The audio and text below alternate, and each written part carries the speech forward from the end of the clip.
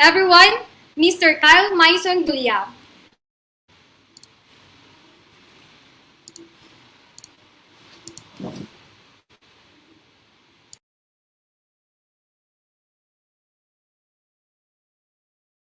And I am Myson Dulla. I'll be the Cyberpeace Champion who will discuss to you the Cyberpeace program. So why are we having this discussion? We're having this discussion because of these following reasons. First, according to the United Nations Children's Fund, online violence, cyberbullying, and digital harassment are experienced by 70% of young people globally. In our country, in the Philippines, with the records of the Philippine National Police, the anti-cyber crime group, the Philippines can be considered as the fourth country where cyberbullying is happening.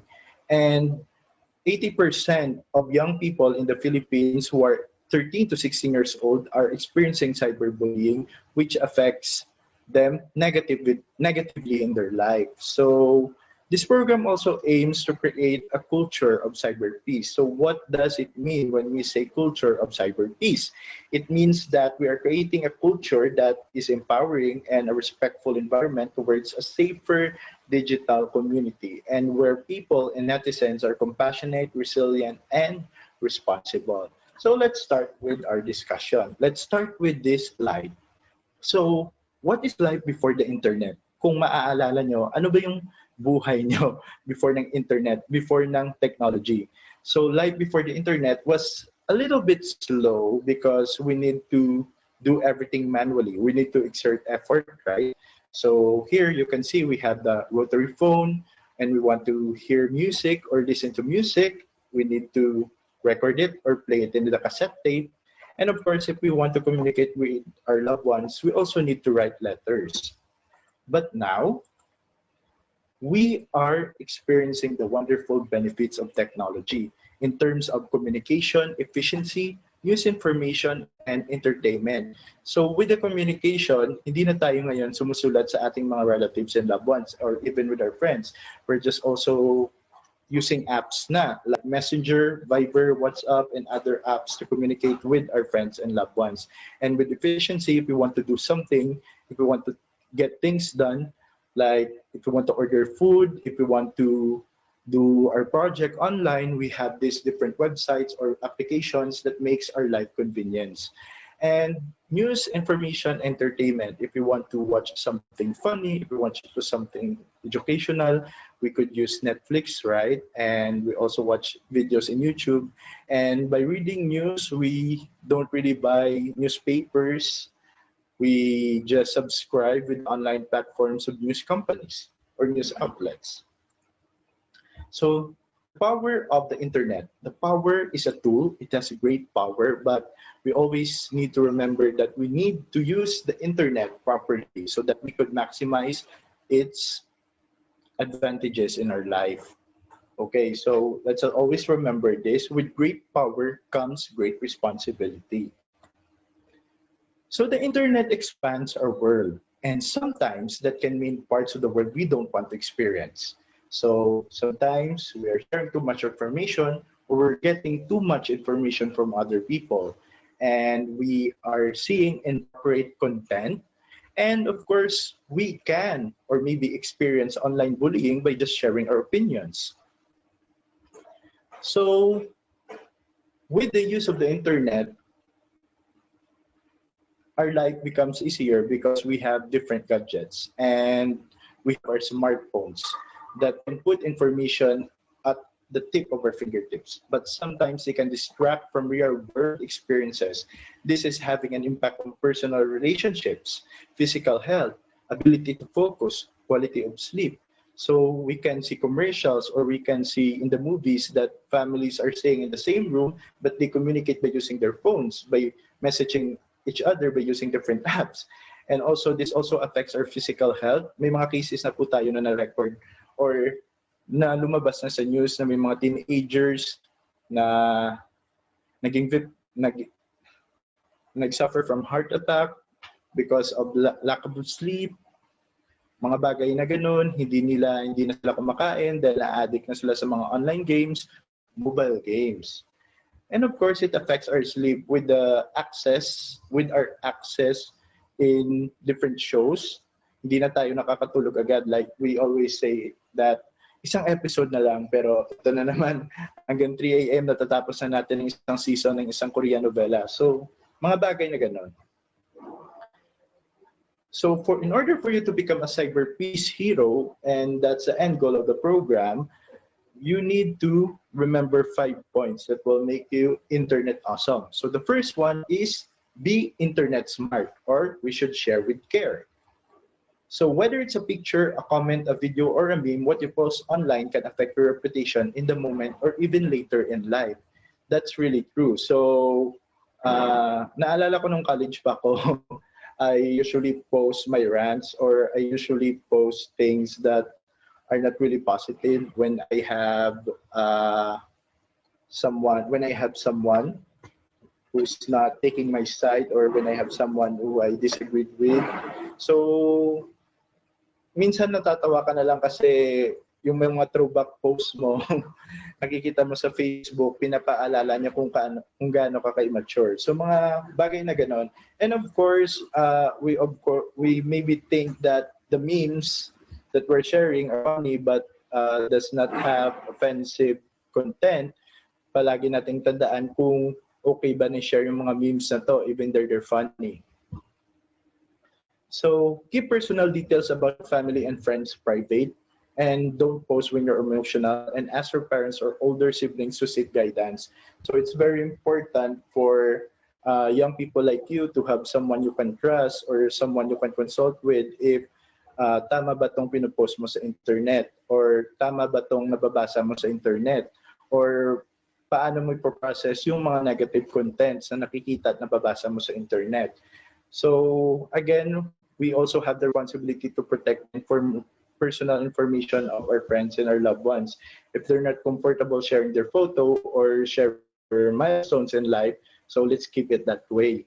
And don't post when you're emotional. Sabi nga nila, if you're angry and if you want to do something stupid, or if you want to do something hurtful, you should breathe first and count to 10 so that you can reflect kung tama ba yung gagawin mo, or gusto mo ba gawin yung pinaplano mong gawin. So yun yung mga tips on how to be internet smart.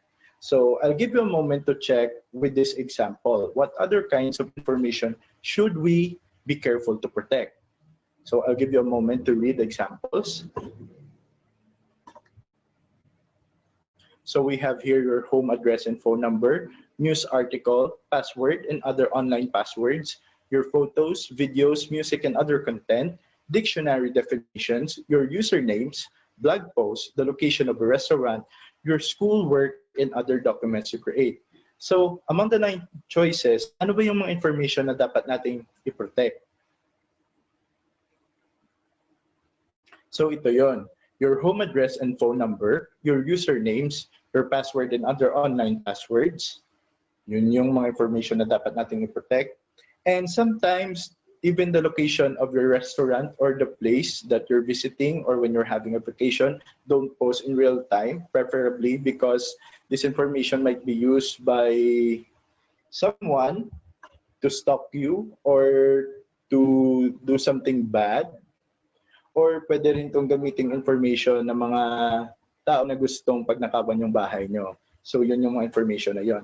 And other information that we should not share publicly is our birthday and our complete name.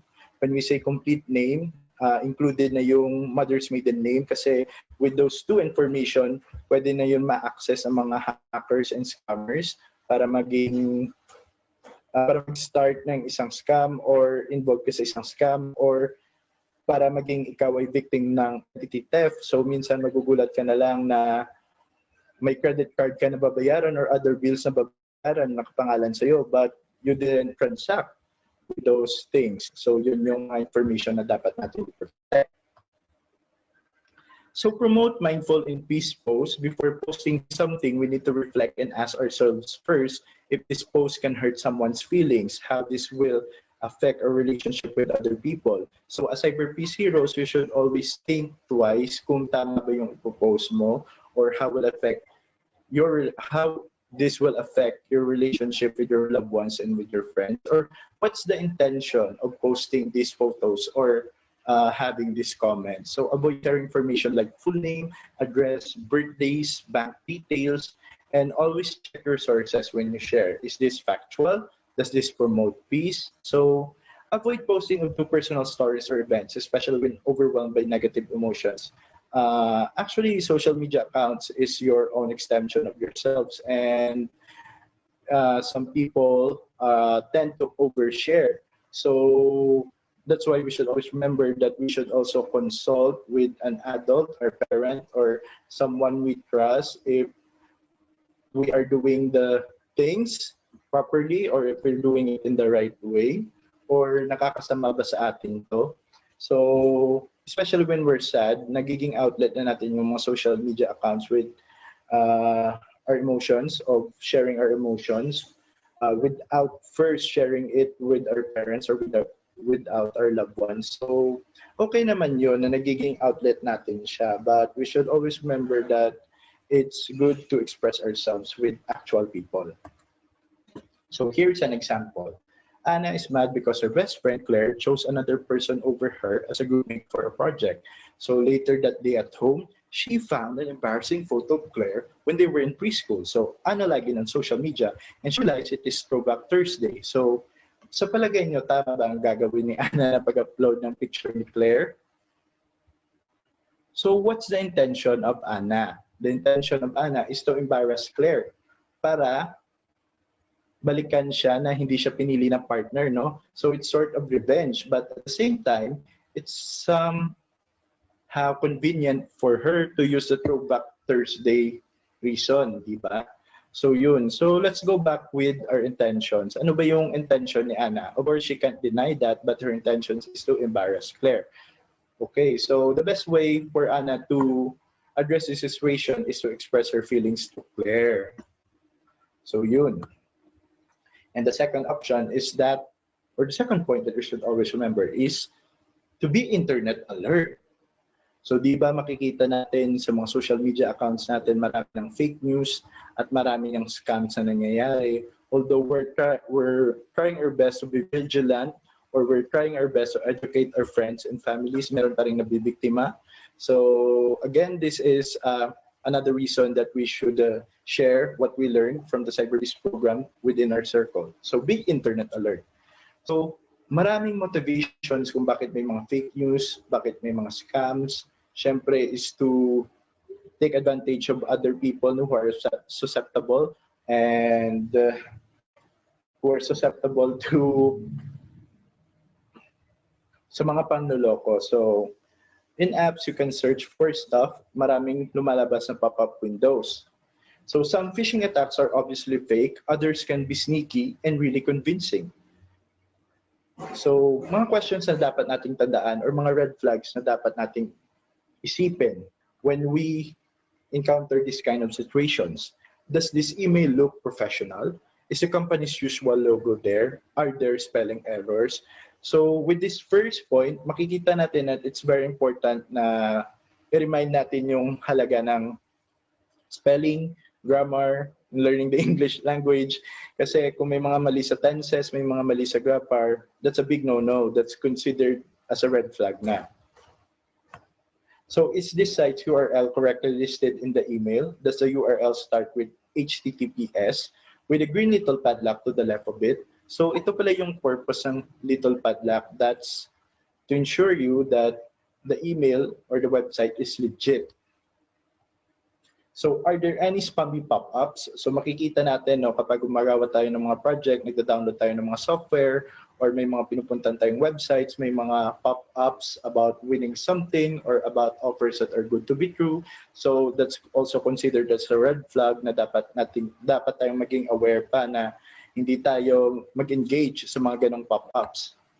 So is the email offering something that sounds too good to be true, like a chance to make a lot of money? So makikita mo minsan sa email or may receive ka na email that you want something big, that you want something grand, and with the pop-ups offering something good too. So isa na to sa mga considered natin talaga na red flag na hindi ka naman sumali, bakit ka mananalo, di ba? So if statements about winning are something free or feel good to be true, they most likely are. So parang hindi makatotohanan, yun. Hindi talaga makatotohanan yun. Nothing real will ever ask for you to give away personal information online. So kung hihingi sila ng mga personal information mo, you should stop engaging with the email or with the discussion na. And think critically about search results, about how search engines work. So always know the signs of a potential scam and pay attention to your online searches. So I think this is the third time I discuss the Cyberpeace program with a group of youth, and someone gave an example or about his experience sharing that he received an email containing the message of him winning $350,000. So yung ginamit na pangalan ng email ay isang established youth serving organizations in the ASEAN region. But then, chinek yan, may mga wrong spelling, may mga wrong tenses, the offer is good to be true, paano naman siya mananalo, and nung nag-reply siya, humingi ito ng personal information. So, it's a scam. So, what he did is he blocked the email address and he tried to inform the organization, the legit organization, through their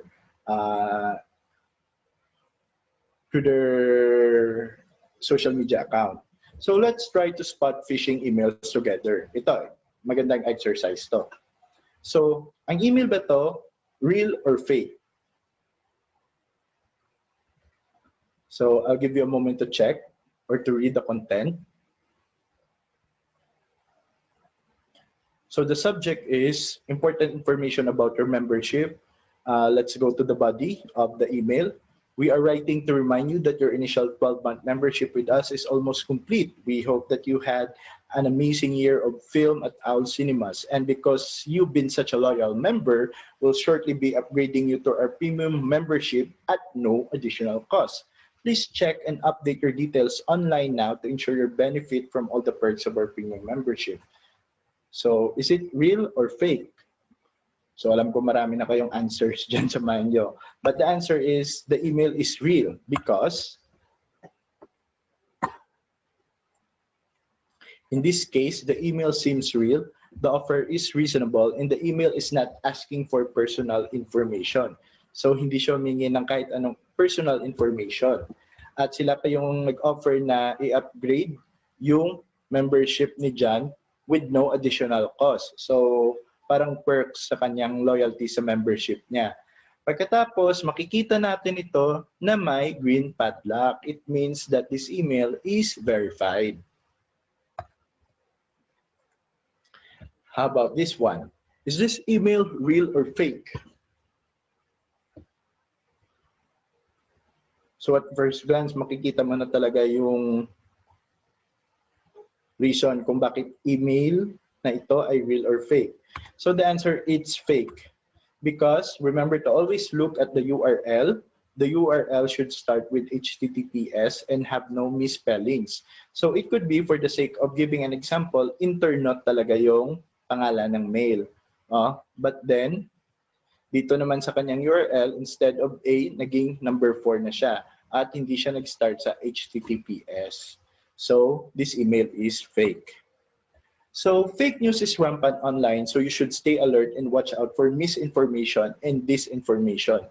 So, what is the difference between misinformation and disinformation? Ano ba yung difference ng dalawa? So, maraming motivations kung bakit may mga fake news, di ba? It could be trolls, or it could be for money, or it could be someone's goal to spread negativity online. So let's see kung ano ba yung difference ng misinformation and disinformation. So disinformation means deliberately spreading false information. At sa misinformation naman, false information that is spread regardless of whether there is intent to mislead or none. No? So yung nagiging start talaga is disinformation because a group of person or someone is trying to spread false information intentionally. And ang nangyayari nito is nagiging misinformation ito because of the netizens, sharing it without confirming the news. So again, young people, it is not your fault with what you see in the internet, but it is somehow your responsibility with the things that you share in the internet. So false information that is spread regardless of whether there is intent to mislead or not. So we have here two examples. Maling is made of human meat, and bamboo, no? Screenshot of bamboo being dead. So saan ba dito yung misinformation or saan ba dito yung disinformation? So ang maling daw luncheon meat na gawa from human meat. So kung titignan natin ng content or degree of intention, this example is disinformation because ginawa ito ng posibleng isang rival company para siraan yung image ng maling. At ito naman, this started with disinformation. Someone shared that bamboo is already dead, but then it spread in the internet through misinformation. Kasi yung mga fans ay hindi mo babasa, yung ibang tao, yung ibang netizens, share ng share lang na hindi verify sa ibang sources. So this could also be both disinformation and misinformation. So yun yung difference ng dalawa. So let's be aware of disinformation and misinformation. So spotting fake URLs.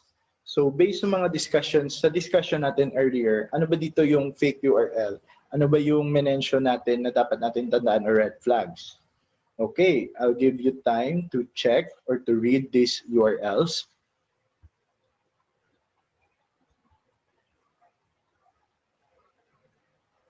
Okay, so let's see the fake URLs kung saan ba dito yon.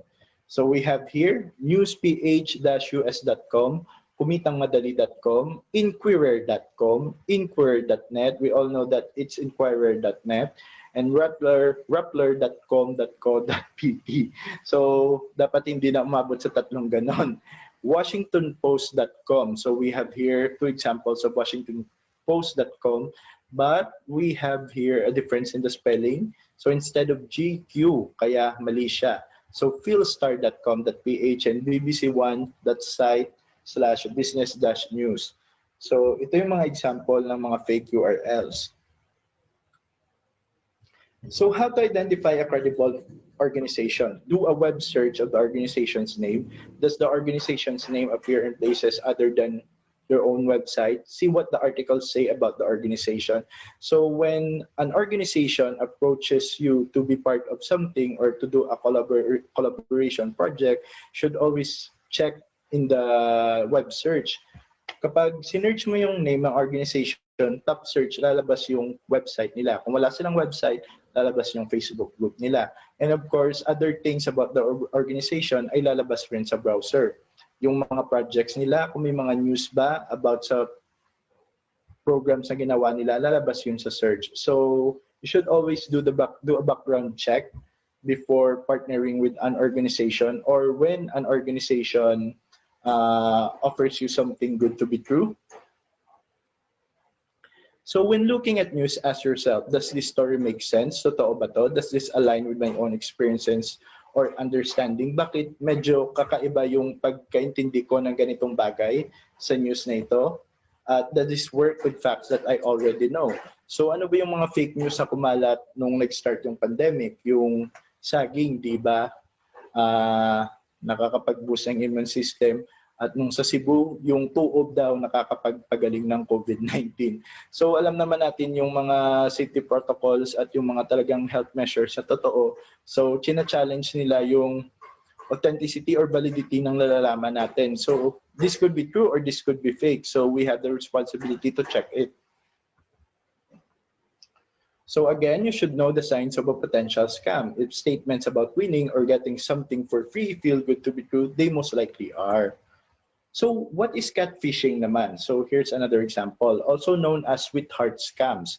It entails exploiting individuals by targeting them through dating websites, among other websites. So talagang prone ka to experience catfishing when you are actively engaging in dating websites or dating apps. So catfish, people who present false information about themselves online. They may use photos illegally in an attempt to present a false identity and can be used as a means to gain money, personal details, or even fame. So may mga examples tayo ng catfishing at may show rin yung MTV na catfish. I was able to watch some of the episodes at talagang ma-amaze ka at the same time mag-cringe ka kung ano yung mga ginagawa ng tao just to make someone fall in love with them by using another identity, yung mga sobrang gwapo, mga sobrang mayaman, yung mga pinapakita nilang projection of themselves.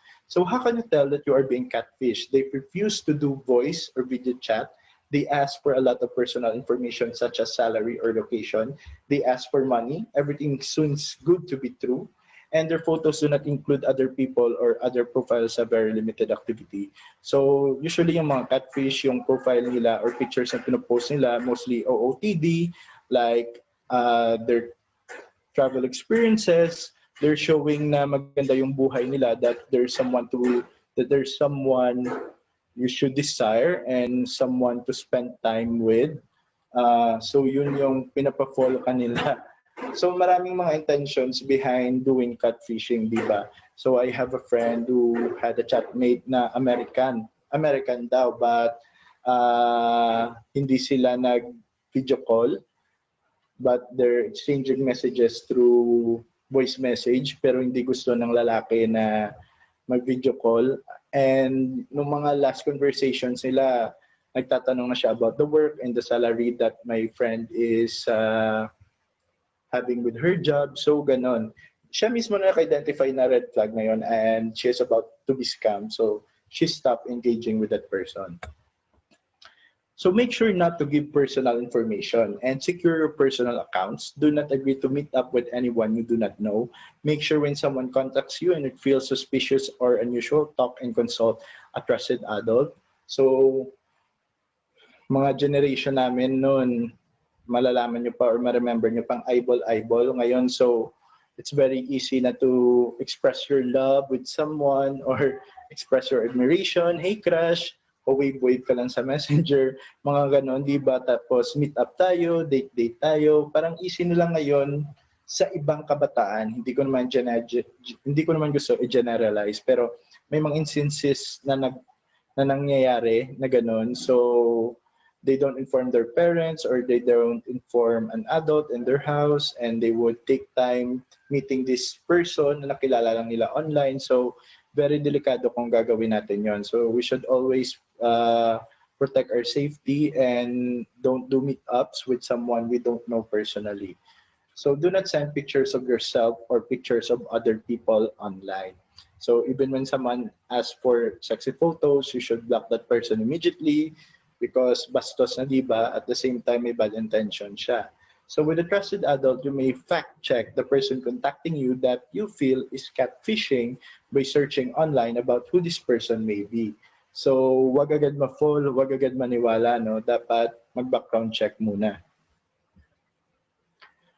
Ang third point naman na dapat nating tandaan to be internet awesome at para maging Cyberpeace hero is be internet strong. So personal privacy and security are just as important online as they are offline. Personal information is protected in accounts with passwords, right? So everyone uses passwords, but we have to learn to use them in the right way. So dapat yung mga password natin malakas, matapang, yung kaya kang ipaglaban, di ba? So create a strong password, make it memorable, but avoid using information like names or birthdays. Again, sa dalawang information lang yun yung talagang ginagamit always with passwords and with passwords online and even with our PIN numbers, so dapat i-avoid natin gamitin yon.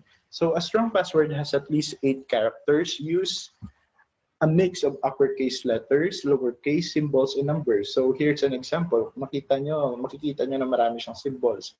So this one is a strong password. Do not use the same password for every website. So create a new different versions of the same password for different accounts. Yun. Although hindi siya convenient, pero safe siya para sa atin. So yung ginagawa ko every quarter, I change my password or some symbols or some letters in my password, right? Not totally, but may mga symbols lang ako na change just to protect my safety and privacy online. Because hindi mo malalaman kung ikaw nang magiging victim ng scams, di ba? So what do you think the two most commonly used passwords are? So we have here an example. The first one is password. The second one is second with a lot of symbols, letters and numbers. The third example is 1, 2, 3, 4, 5, 6. The fourth one is Zelda. And the last example is computer. So saan ba dito ang dalawang commonly used passwords? So the answers are password and 1, 2, 3, 4, 5, 6. Yun yung common passwords na ginagamit at may mga gumagamit pa rin. So don't be like that, no, na ginagamit yung mga commonly used passwords kasi hindi siya safe for your privacy. So what should Cyberpeace heroes do? We should create a strong password, use different passwords in different accounts, at you should use passwords on a regular basis. Dapat kung gumagamit ka ng mga personal computers, make sure, or public computer, make sure na nilalog out mo yung account mo always. Kapag pumunta ka sa isang computer shop, gumawa ka ng project, or you chatted with someone, make sure na yung email mo, yung social media accounts mo, ay na-log out mo. And don't share your password to anyone. Okay, dapat hindi talaga sinishare yung password, no? So, use two-step verification. Ano ba yung two-step verification? Isa sang feature na pwede mo gamitin for your Gmail account. So, i-connect mo siya or i-link mo siya sa Gmail account mo. Pagkatapos, i-connect mo siya sa phone number mo. Yung mangyayari dito, kapag in-access mo or papasok ka or gagamitin mo yung Gmail account mo, is magsisend sa'yo yung Google or Gmail lang, is this your account sa iyong cellphone? Or are you trying to access this account? Okay, kung ikaw yon, yes. Kung hindi ikaw, pagkatapos na alert ka na may nag-access sa account mo, ibig sabihin someone is trying to access your account and use it, no, for their personal gain or whatever reason that they have. So, pwede kang ma-alert kagad, pagkatapos pwede mo na rin i-change yung password mo. So, I tried using this and magandang feature to. So, you could click or search the link or you could search it in Google about the two-step verification. The fourth one, or the fourth point, is be internet kind. So, the internet is awesome. Marami tayong makikita na positive things sa internet. At the same time, meron din tayong makikita ang mga shocking, hateful comments and opinions. So, it starts with disagreements, right? And with the political conversations or whatever topics that people have or disagree with. So, let us be an example and show how to be kind in real life and online. So, yun nga, may mga troll site na tinatawag dahil coward sila in real life and they're also coward in online because they're hiding their own identity and making negative comments about someone. So, what are the common forms of cyberbullying? So, these are the 6 forms that we want to share with you about cyberbullying. So, harassment, the constant intentional posting or sending of offensive, cruel, threatening, or insulting messages content to an individual. So that is harassment. So content or insulting messages, or it could appear in your comments, it could appear in other people's pages, parang sinisiraan ka na, pero mostly sa'yo talaga yung direct talaga yung attack. And at the same time, ang harassment pwede rin mangyayari sa my day nyo, di ba? So, like last month, I've seen a post shared by this girl na nagsisend sa kanya or nagme-message ng lewd comments, parang bastos na comments, no, through her my day. So, yung tao na yon, hindi yan ginagawa publicly, pero nagsisend siya ng mga lewd comments about this girl sa my day niya. Yun. So, that's form of harassment. And exclusion, a deliberate intentional act of excluding someone from a group. So this could happen in real life, this also could happen online. So yung exclusion kasi intentionally, deliberately, hindi nyo siya gusto isama sa group or kasama nyo na sa group pero hindi nyo siya gusto maging form ng social group nyo or ng online group nyo, ni-remove nyo siya sa GC. Pwede rin yung mangyayari sa exclusion is hindi na nga siya part ng GC nyo pero binubully nyo pa rin siya. So that's exclusion. Trolling, it's provoking an individual through bad language or insult on social media or online forum. No? So parang ito yung life purpose ng trolling is to provoke you and to show your bad side. At pagkatapos, kapag somehow you reach your limit na and you have been provoked, pumatol ka sa kanya, expose na trolls na may bad side ka. So yun yung intention nila. So let's don't fall prey to the intentions of these trolls. No? Mga bayaran kasi ito sila. Or may mga personal grudges sila against sa'yo. So yeah, yun ang mga trolls. And cyberstalking. Cyberstalking refers to someone using social media in the internet to obsessively contact someone else. So it's quite different from harassment because with harassment, they're sending you offensive, cruel, threatening, or insulting messages. But with cyberstalking naman, yung activity ng mga cyberstalkers, mostly yung mga taong to may admiration sa'yo, ina-idolize ka, but then it's becoming obsessive, di ba yun yung mga stalkers. So lahat ng social media accounts mo, pina-follow nila, mini-message ka nila personally, they're thinking na close kayo, na you have a relationship, yun yung mga cyberstalkers. And medyo delikado rin to when someone becomes obsessive of you and thinks that you are his or her personal property, di ba? So, delikado siya in a sense kasi na pwede mong i-block, but then again, gagawa ulit ang mga cyber stalkers ng another accounts just to follow you. So, when it gets to the point na you medyo feel threatened na with the situation na you already blocked the cyber stalker, but then gawa ng account para i-follow ka at message ka, you should consult with this an adult or with someone in authority. So, outing. Ano naman yung outing? Outing is the deliberate act of tricking someone into revealing personal and embarrassing information which is then shared publicly to humiliate the individual. So, the common examples of outing, common example is outing someone's gender preference.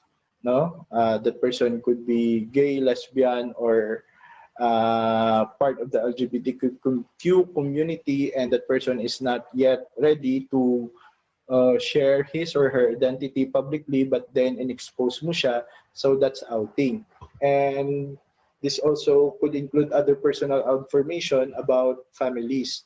Like, may example tayo dito na these two children are best of friends, but then naging heated yung argument nila online, tapos nag-away sila, and their parents, who are also good friends, umabot rin sa point na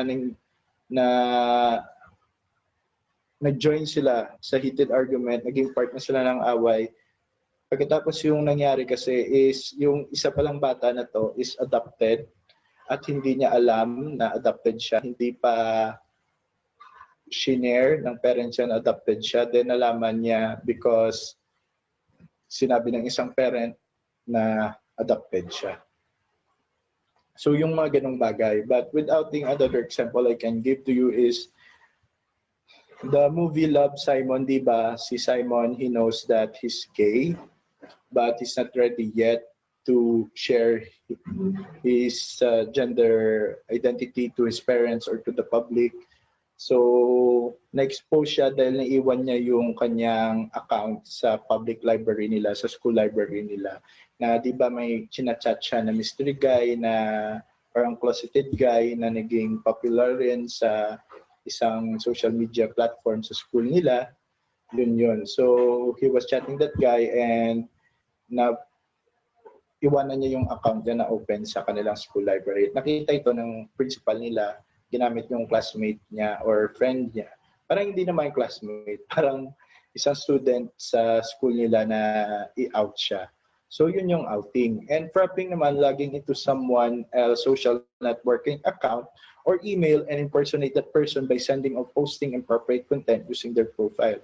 So That's why it's very important, again, na kapag gumamit tayo ng public computers, kung saan man tayo pumunta, nakigamit ng computer, ilag out natin yung mga account natin. Kasi minsan, magugulat na tayo may nag-post ng mga insensitive comments at mga bastos na comments or contents, pero hindi pala talaga tayo yon na iwanan natin yung account natin sa isang computer shop. So, yun yung mga ganun, pwedeng gamitin natin ng mga tao yon. So, it's different from catfishing kasi sa catfishing, gumagamit sila ng ibang identity, no, to do their bad deeds. Dito naman sa frapping, ginagamit nila yung account mo, no, to make you bad sa image ng ibang tao. So, yun yung frapping. Ano naman ang cancel culture? Yung cancel culture ay isang culture that have to do with the removing of support for someone in response to their objectionable behavior or opinions or inexcusable behavior. To cancel someone publicly often requires broadcasting that act, which then makes the target of one's canceling a subject of intention. So they want to diminish their significance, whether through personal boycott or public shaming online. So yun yung cancel culture. Yung ibig sabihin ng cancel, you're canceled na. Hindi ka na susuportahan, parang hindi ka na nag-i-exist, no? At kung isa kang influencer vlogger, mag-unsubscribe na sa'yo yung mga tao dahil gusto ka nilang i-cancel, right? But the cancel culture started with the call-out culture. Una talaga yung call-out culture kasi i-call out ka na, huy, mali yung ginawa mo or yung comments mo very insensitive sa isang sector or nakakautan yung mga sinasabi mo. So yun yung call-out culture at magiging cancel culture na siya dahil dyan sa ginawa mo, hindi ka na namin bibigyan ng second chance. Hindi ka na namin susuportahan. You're not existing for us, you're not existing. Yun yung cancel culture. So, yung cancel culture, nung una, naging okay siya, but then it has become toxic in a sense na kahit wala naman ginagawa yung isang tao, kina-cancel pa rin siya. For instance, yung anak ni Manny Pacquiao, si Michael Pacquiao, na isang aspiring rapper, right? Naging mainit na issue sa Twitter yung pagka-cancel sa kanya dahil nakapag-perform siya sa Wish at may isang netizen at humakot siya ng mga supporters na dapat hindi supportan si Michael Pacquiao dahil hindi naman talaga siya talented at kapasok lang siya or nakapag-share ng talent niya sa iba't ibang platforms dahil sa pera ng parents niya at somehow daw medyo homophobic yung father niya. So may nag-support naman sa kanya that Michael Pacquiao is a different person from his father and he's trying to be best with his craft and that people should give him a chance. So yun yung somehow toxic side ng cancel culture.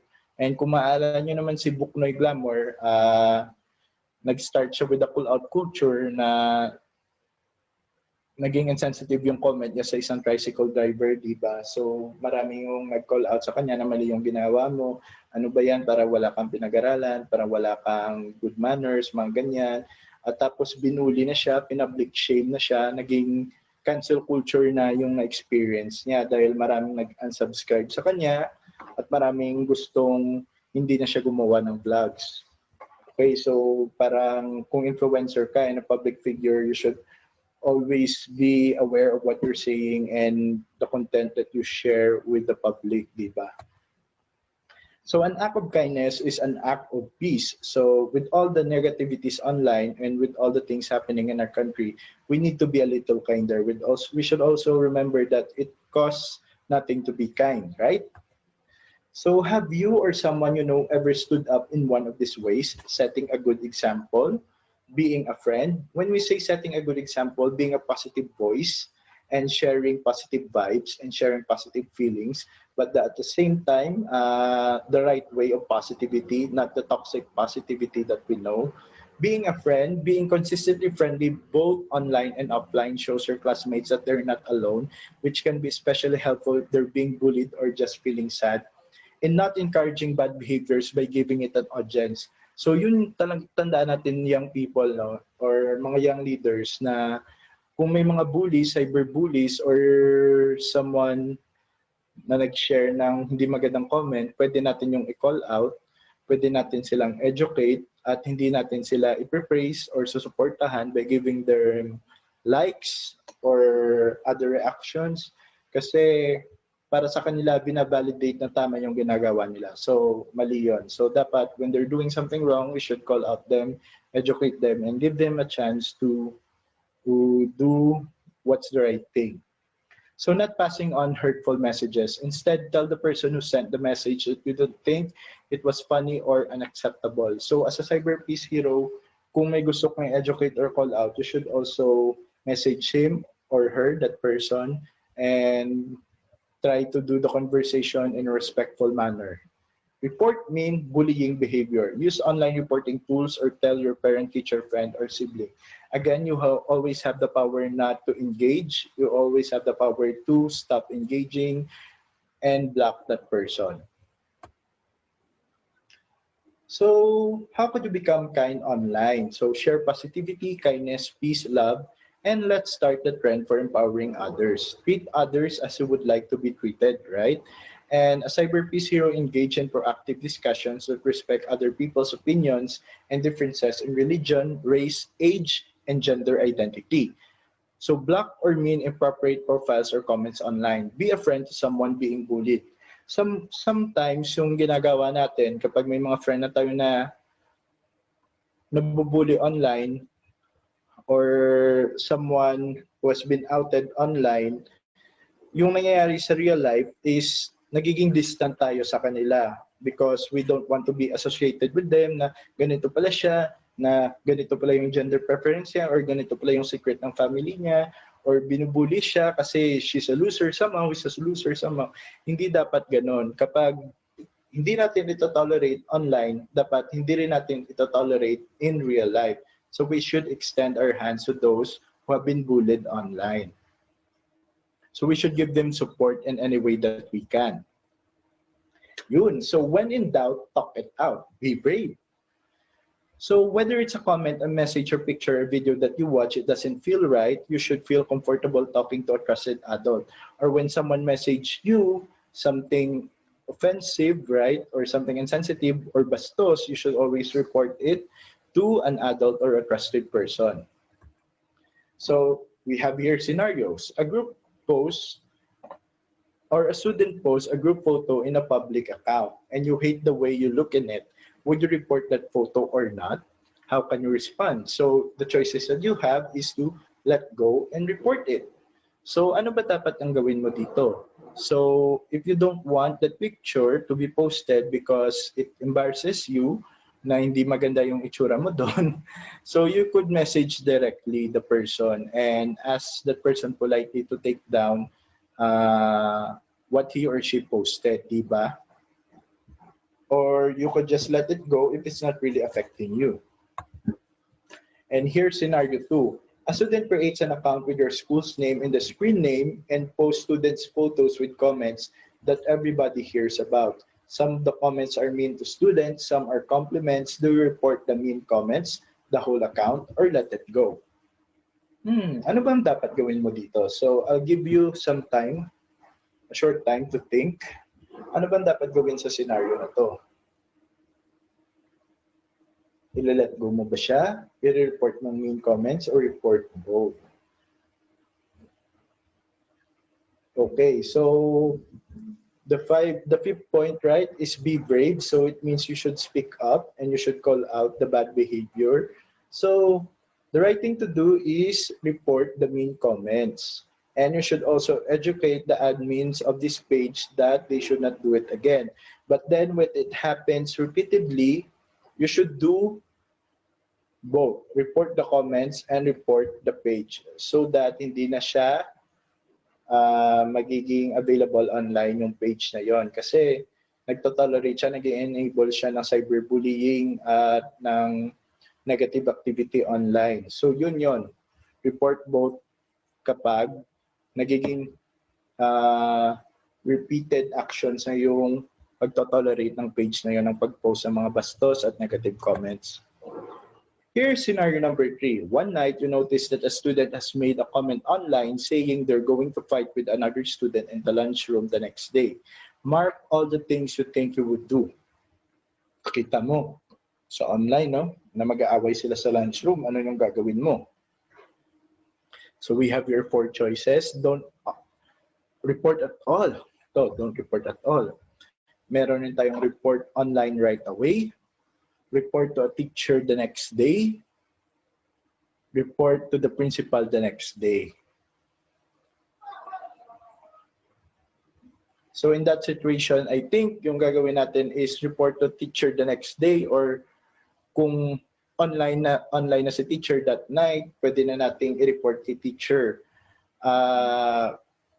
Kasi mangyayari to in actually. So we should alert someone in authority in the school or a trusted adult in the school na gagawin nila to.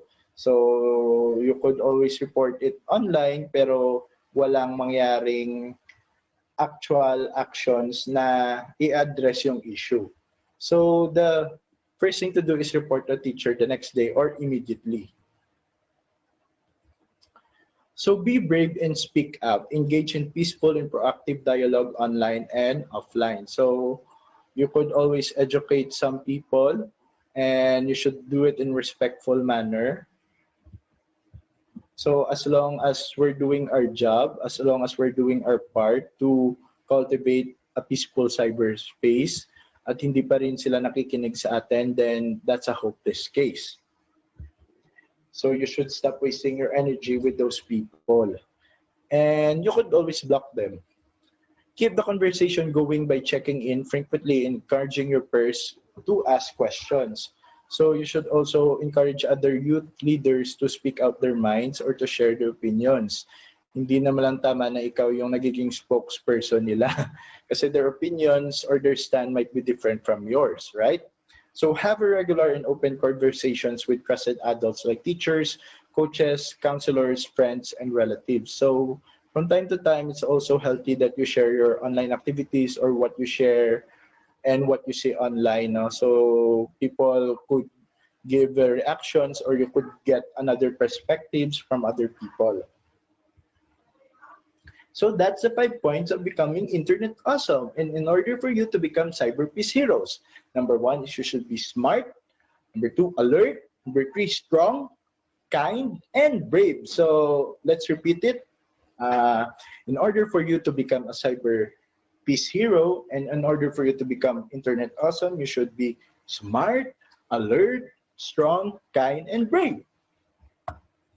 So here's another option is the Google Safe Search. Your schools could use this, or you could remind your parents and families to use this. So when Safe Search is on, it helps filter out explicit content in Google search results for all queries across images, videos, and websites. While search isn't 100% accurate, it's designed to help block explicit results like pornography, no? Yung mga adult websites, yung mga pornography websites, binablock ng Safe Search to. At yung mga websites identified na ng Google na may mga morbid contents na hindi para sa young people at hindi healthy for young people to learn, binablock nito ng Safe Search, pinifilter ya.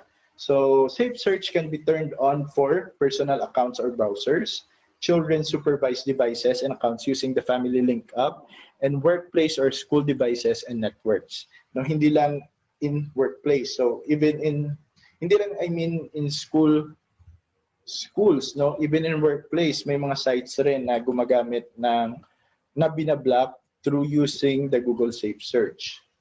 So isa itong magandang feature para sa mga families at para i-protect yung youth or young leaders or mga teenagers natin kung ano ba yung ina-access nila na content online.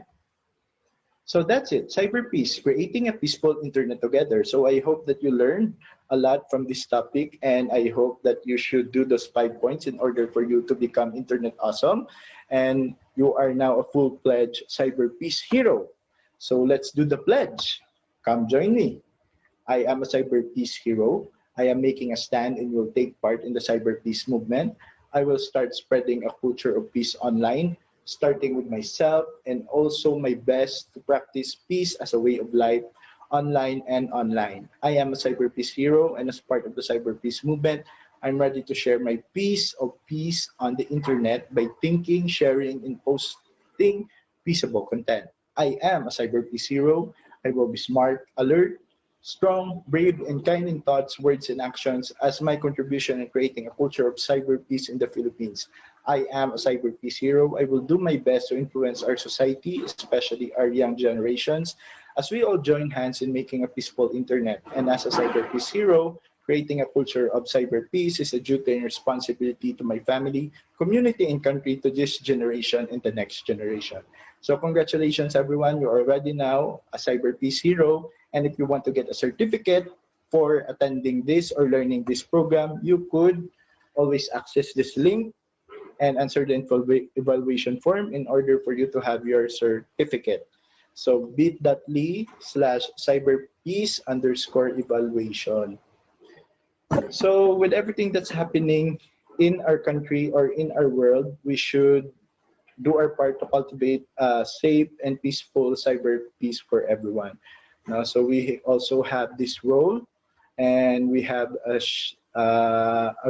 important role to do to achieve the culture of cyber peace. So we think peace, we click peace, and we become the peace that we promote by sharing it with others. So thank you, everyone, and please do your part as a cyber peace hero.